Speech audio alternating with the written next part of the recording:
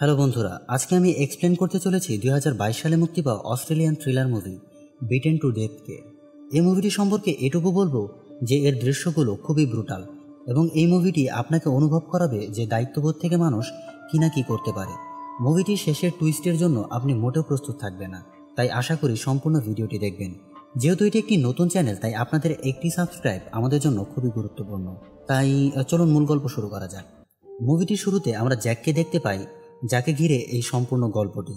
সে খুবই আহত অবস্থায় একাকী নির্জন স্থানে হাঁটছিল। তার শরীর রক্তে মাখা ছিল।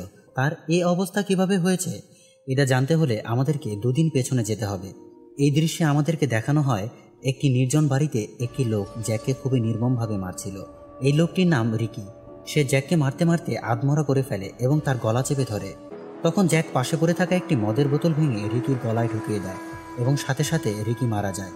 এতে আপনারা বুঝতে পারছেন এই মুভিটি অন্যান্য মুভিগুলোর মতো নয়, কারণ যেখানে একটি সাধারণ মুভি শেষ হয় সেখান থেকে এই মুভিটি শুরু হচ্ছে। রিকিকে মেরে সাথে সাথে সে পাশের রুমে নিজের স্ত্রী রিচেলের কাছে যায়। তার মাথা ফেটে প্রচুর রক্ত বের হচ্ছিল। জ্যাক তাকে জাগানোর প্রচুর চেষ্টা করে, কিন্তু আসলে সে ততক্ষণে মারা গেছে। এখন তার স্ত্রীর ডেড বডিটি বের করার জন্য তার সাহায্যের প্রয়োজন ছিল, তাই সে পাশে থাকা একটি গাড়ির চাবি খুঁজছিল, কিন্তু অনেক খোঁজাখুঁজি করেও সে চাবিটি পায়নি, তাই দৌড়ে সেখান থেকে সাহায্যের জন্য যাচ্ছিল। এরপরের দৃশ্যে আমরা দেখতে পাই একটি নির্জন স্থানে জ্যাক পড়েছিল। তার অবস্থা খুবই খারাপ মনে হচ্ছিল। তার চোখে কালো পট্টি বাঁধা ছিল। সূর্যের আলো তার চোখে পড়ার ফলে সে জেগে ওঠে এবং সূর্যের আলোকে অনুভব করে সে পথ হাঁটছিল। কিন্তু তার অবস্থা এতটা খারাপ কিভাবে হলো? তখন আমরা অতীতের দৃশ্যে দেখতে পাই দৌড়ে দৌড়ে জ্যাক একটি বাড়ির সামনে এসে উপস্থিত হয়। সেখানে একটি কুকুর বাঁধা ছিল। এ বাড়িতে নেড তার অসুস্থ মায়ের সাথে থাকে। এ জায়গাটি খুবই নির্জন ছিল, আর জ্যাক আর তার স্ত্রী বা কিভাবে এই পরিস্থিতিতে পড়ল এটা জানা এখনো বাকি। জ্যাক নেডকে সবকিছু খুলে বলে আর এক গ্লাস পানি পান করে, আর তৎক্ষণাৎ নেড একটি রাইফেল নিয়ে হাজির হয়। এটা দেখে জ্যাক খুবই ভয় পেয়ে যায়। তখন নেড তাকে বলে যে এটা সেফটির জন্য খুবই প্রয়োজন। তারা দুজনে গাড়ি করে সে জায়গার উদ্দেশ্যে বের হয়। আর রাস্তায় জ্যাক কল্পনা করে তার স্ত্রীকে যখন প্রথমবার দেখেছিল। তারা দুজনে সেখানে পৌঁছানোর পর নেড জ্যাককে সে গাড়িতে রেখে একা ঘরের ভেতরে ঢোকে, কিন্তু জ্যাক বেশিক্ষণ সেখানে বসে থাকে না, কারণ ভেতরে তার স্ত্রীর লাশটি পড়ে আছে। সে দরজার বাইরে দিয়ে উকি দিতেই দেখে নেড রিকি ডেড বডিটি ধরে কান্না করছে। রিকি আসলে নেডের ছোট ভাই, আর এখন রিকির মৃত্যুর প্রতিশোধ নেড নেবে।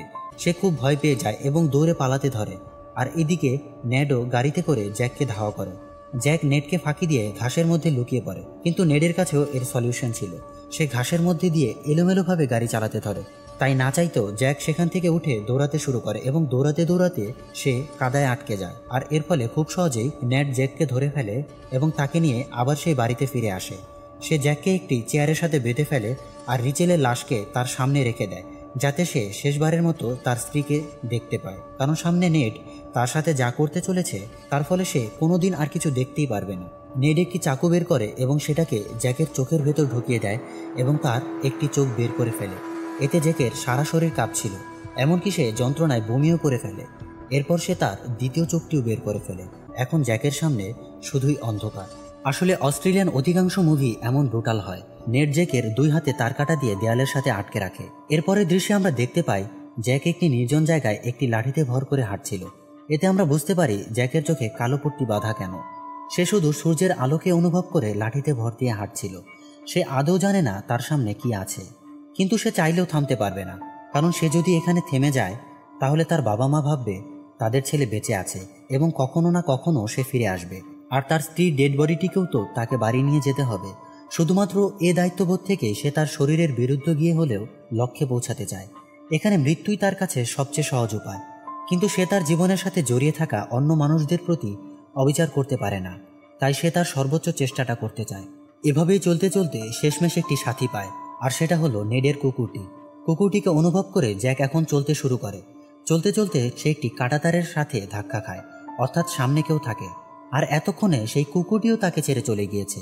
এটা বুঝতে পেরে সে আবার কাঁদতে শুরু করে, কারণ সে আবার একা হয়ে গিয়েছে। এরপরে আবার আমাদেরকে অতীতের দৃশ্যে নিয়ে যাওয়া হয়।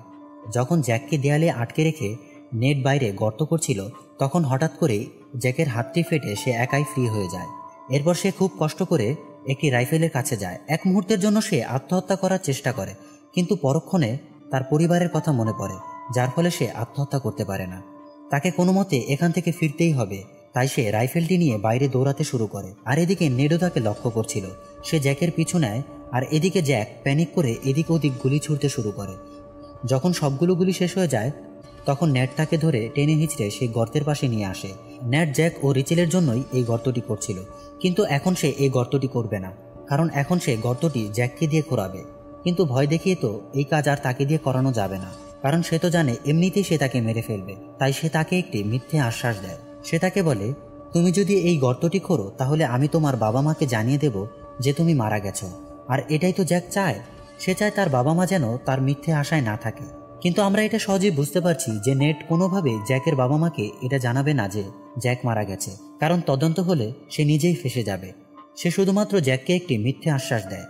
জ্যাকও এই অফারটি গ্রহণ করে, আর সে নিজের কবর নিজেই খুঁড়তে শুরু করে।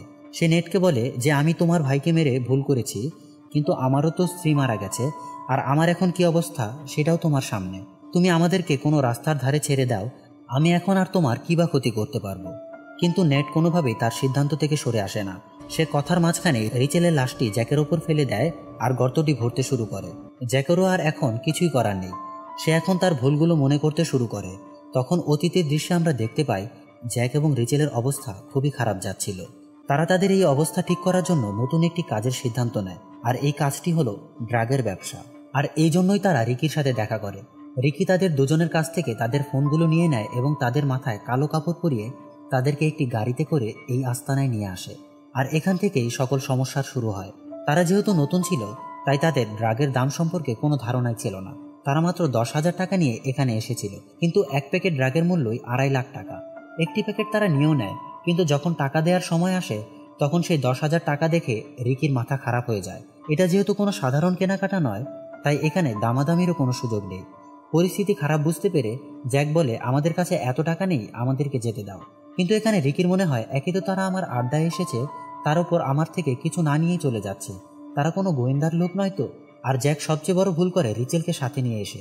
এরপর রিকি জ্যাককে মারতে শুরু করে। রিচেল ছাড়াতে আসলে রিকি রিচেলকে একটি ধাক্কা দেয়, যার ফলে তার মাথা ফেটে সেখানে মারা যায়।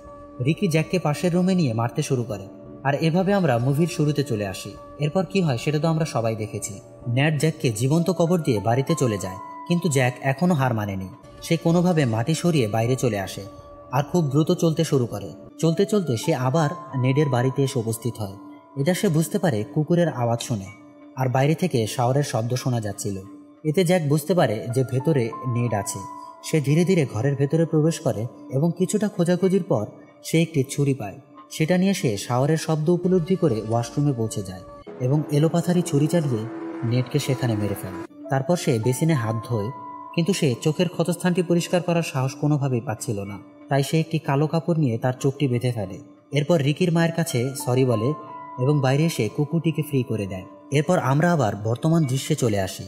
যখন বিভিন্ন ধরনের যন্ত্রণা সহ্য করে সে একটি কাঁটাতারের কাছে এসে পৌঁছায়, তখন সেটি অনুসরণ করে সে রাস্তায় পৌঁছে যায় এবং চলতে চলতে সে একটি গেটের কাছে পৌঁছে যায় এবং সেটি পার করে সে আরও সামনে এগোতে থাকে। কিছুটা আগে বাড়ার পর একটি গাড়ি তাকে দেখে থেমে যায়। সেখান থেকে নেডের কুকুরটি বেরিয়ে আসে, আর অ্যান্ডি নামের একটি লোক বেরিয়ে এসে তাকে গাড়িতে তুলে যেতে শুরু করে।